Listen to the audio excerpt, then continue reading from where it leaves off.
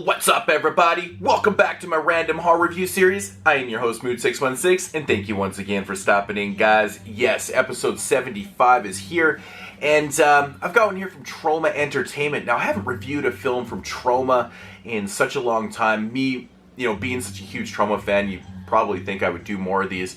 But to be honest, they don't really put out a whole lot of new stuff these days, and yeah, I was just very happy to get my hands on this one. Actually, for some reason I was having a hard time getting it, so my homie NES Ruler 22 Jeremy, he sent me over this one, so I decided to watch it and give it a review. So, of course, from 2016, it is called BC Butcher, and I was really intrigued from the second I saw this title. I knew I had to check it out because I was kind of figuring it had to do with prehistoric times, like before Christ and things like that. Which you don't really see a lot of these type of settings, so I was very intrigued right from the start of this one. So basically, the synopsis of this one is, it's about this female tribe living in prehistoric times, and they ultimately sacrifice one of their own because she's done something to one of the other tribe's ladies. And so they kill her, and they leave her body, but what they're actually what they want to do with the body is actually eat her, because these females are cannibals. So they go and do their own thing, they leave the body. Ultimately, this prehistoric mongoloid comes along and finds the dead body, scoops her up, takes her back to his lair, where he falls in love with this dead girl, and now he decides that he's going to exact revenge upon this female gang, or this female tribe, because of what they have done to his love. And so then it turns into a slasher film. Now, that is the synopsis. Now, my thoughts on this one. This is a very interesting film, actually. It's directed by Kansas Bowling. She is a 17-year-old female, and that right there alone had me intrigued. I was especially shocked when I popped this movie in, and I started to watch it, and I went, wow, this movie is not shot digitally. It is actually shot on 16mm film. Now, that alone right there just gains so much props and respect, because you don't see a lot of these type of low-budget films being shot on film, let alone shot by 17-year-old girls. Now, with that said, the look of the film is fantastic. She did a really good job actually shooting this film. Now, the whole film is actually a comedy. If you're familiar with Troma films, you know exactly what you're going to get yourself into. I believe Lloyd Kaufman actually produced this film, so probably had a little bit of say in it, but yeah, this one is like pretty much exactly what you're going to get from a Troma film. It's silly, ridiculous, stupid, over the top, ridiculous, fun, Troma fun.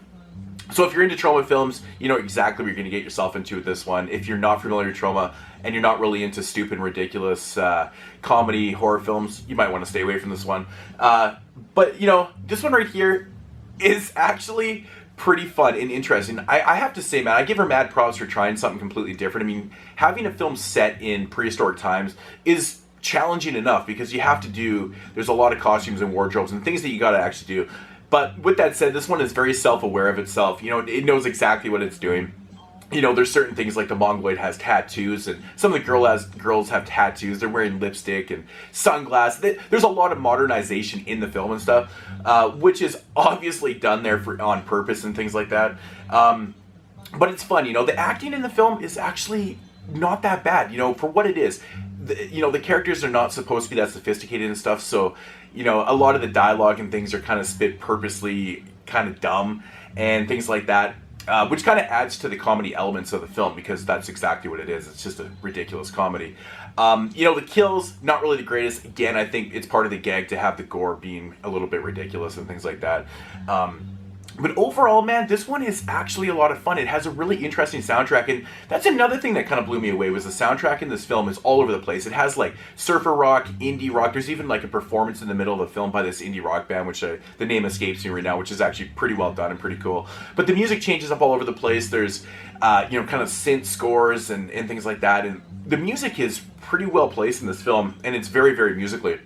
The film only runs about 51 minutes, which had me by surprise. I was watching the film and checked the time, and I was like, wow, this one isn't even an hour long. So it's basically kind of a short film, but it is actually quite a bit of fun. It had me laughing in spots. It has a cameo by Kato Kaelin. If you're familiar with Kato Kaelin, he's probably most famous for being part of the O.J. Simpson trial back in '94. And his cameo is completely over the top. He's hamming it up. He's actually got it. It's to the point where it's like, dude, like, settle down kind of thing, right? It's kind of ridiculous, but yeah, I had a good time with this, man. I had a lot of laughs with this one. It's the type of movie you put on, you know, not to take serious and, you know, just have some fun with it and stuff. The ending cracked me up, man. I actually bursted out laughing at the end. It was pretty damn funny, but for 51 minutes, you know, I felt like I wasn't wasting my time. I had a lot of fun with it and stuff. Typical Troma stuff. Yeah, but I have to give her mad props for doing this, shooting it on film, doing the setting and things like that. It's a decent idea, and yeah, I hope she goes on to do more stuff because I'm very impressed with the look of this. She didn't edit the film. The editing in this film is actually pretty good too. I don't know who edited it, what kind of credentials he has, but the editing is actually pretty good in this one too. But yeah, BC Butcher, man, had a lot of fun with this. Give it a shot if you're a fan of Troma films. If you're not, stay far, far away from this one. You will probably hate it. So yeah, you know, with that said, I'm going to give this one about a 5 out of 10. I'm going to give it a pass. I keep looking at the mongoloid on the back here. It's just quite obviously a really bad mask on him and stuff, and it just kept making me laugh because you can see where it ended, and it's just funny, man. It's just hilarious, but really good time with BC Butcher. Give it a shot, and if you're not interested, don't give it a shot. So anyways, guys, that's going to do it for episode 75. Just wanted to talk about a Troma film because it's been so long since I've actually reviewed a Troma flick. And I'm happy that they're still putting out stuff. So I'll catch you guys in episode 76. Got a really good one coming up in episode 76. So if you're still listening to this, be on the lookout for that. And as usual, peace!